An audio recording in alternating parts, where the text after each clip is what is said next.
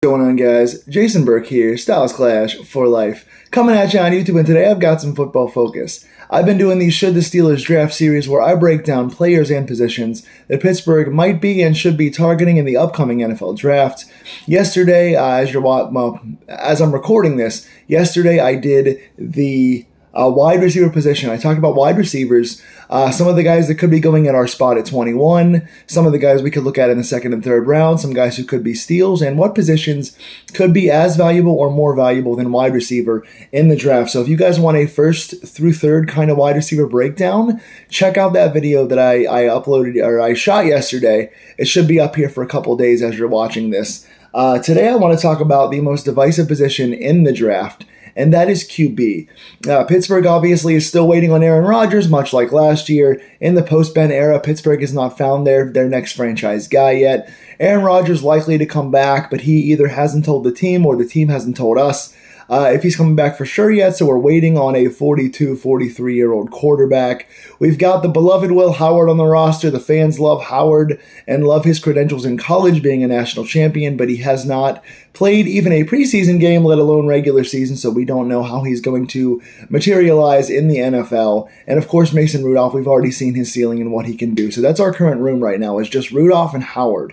So unless you want Howard to start, you're going to have to draft another quarterback, at least to be a camp body. Even if we get Rodgers back, they got 12 picks in this draft. They're going to draft a quarterback. But let's look at the first round, the value at pick 21, and see what they could do at quarterback, or if they should. People have talked about this situation. So Fernando Mendoza is the only clear number one quarterback in this draft. He's going first overall. He's not going to be there at 21. There's no sense trying to trade up for him. He's gone. He's off the board. The only other first-round valued quarterback in this bad quarterback draft, which is one of the weakest in a long time, even worse than last year. It's not a good quarterback draft. The only other first-round guy that has first-round value by the scouts and could potentially be there at 21 or around 21 for our first pick is Ty Simpson. Now, Ty Simpson played several years on Bama, but this past season was his only major year where he really played and really was the full-time starter. In his Alabama career so far, in 31 games, he was 334 out of 523, which is a 63.9 career passing completion average, with 3,948 total yards, 28 passing touchdowns, 5 interceptions. Ty Simpson's a guy that I like a lot. I see a lot of upside in. I see a lot of potential, probably the highest potential of anybody in this draft besides Mendoza. He's young. He's athletic. He's a guy that can move around in the pocket. He can run when he has to. He doesn't look to run first, but he can use his legs. He's got a strong arm. He can throw the ball in the middle of the field and throw most routes. But it was a tale of two seasons. He started off early in the season, fresh and playing against weaker opponents, and destroyed them. Looked like the best quarterback in the world. And then as the season went on, he got hurt, was playing with an injury that wasn't healing well, was playing against better competition, and then had a bad end of the season. So, tale of two seasons, not a ton of tape on him, which can be alarming. Again, I think he has all the potential in the world, but it's a small sample size. And is he the guy right now? Well, considering the pick is 21, I would say no. I would say don't go get this guy. If he would have fallen to the second round, it's something you consider. But I think there are bigger needs. I think not only wide receiver from yesterday, but I think that offensive guard. I think you could even consider some other things like safety and tackle to be potential needs, because we think we're getting Rodgers back. And even if we don't, you've got a young guy in Howard who's more college proven so far than Simpson. I like Simpson a lot more, and again, his ceiling is higher, but I don't think you go for quarterback in the first round. If they do, I'm not going to be devastated, but it is going to sacrifice bigger needs for day one starters, which Simpson might not be.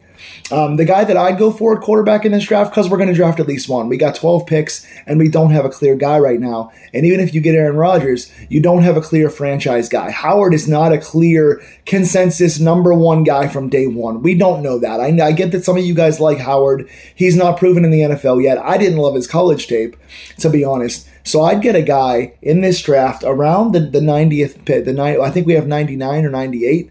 For our third round pick, the fifth pick of ours overall, we have 1 first, 1 second, 3 thirds.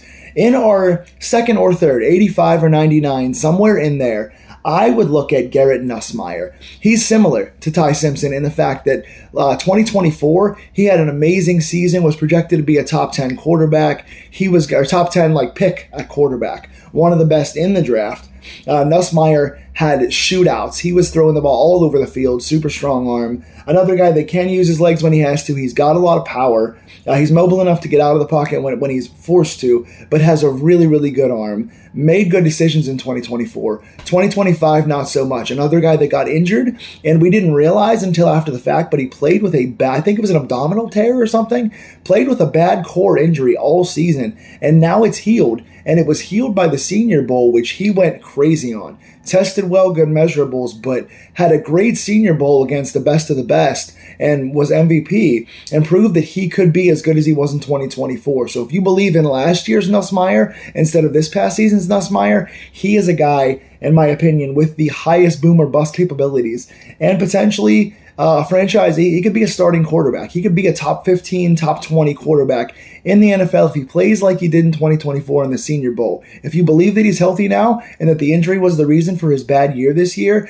I think his ceiling is crazy high. So again, if we can get him at 85 or 99 and take him with our 4th or 5th pick in the draft, once we've already covered guard and receiver and maybe even defensive tackle, maybe left tackle with another guy, you go and get 4 guys. You get your 2 starters out of the way. You get your 2 rotational pieces out of the way. And now with your 5th pick at the end of the 3rd round, you get amazing value. That's your best value quarterback for the guy that I think I like more than almost any quarterback in this poor draft, because even the late round guys don't have it for me. So to answer the question, would I draft a quarterback at 21 in the 1st round? No, I would not. The guy I'd go after and take a shot on is Nussmeier. If he winds up still being hurt or being the guy that he was this year while he played injured, you're only wasting your 5th pick on him. It's the end of the 3rd round anyway, and you've got 4 other starters or 4 other guys you're going to play. So either way, it's a low-risk pick for potentially very high reward, and a guy that I think has the potential to be better than Will Howard for sure. So tell me in the comments down below what you think. Give me your opinions on this video and check out my receiver video. Come back later in the week. I'm recording either right after this or very soon my offensive guards video, and I'll talk about that pick as well. And then I'll start bringing you guys mock drafts. So please stay tuned. Like, share, and subscribe to these Pittsburgh Steelers deep dives, and I'll talk to you guys soon. Tell me in the comments what you would do. Go Steelers.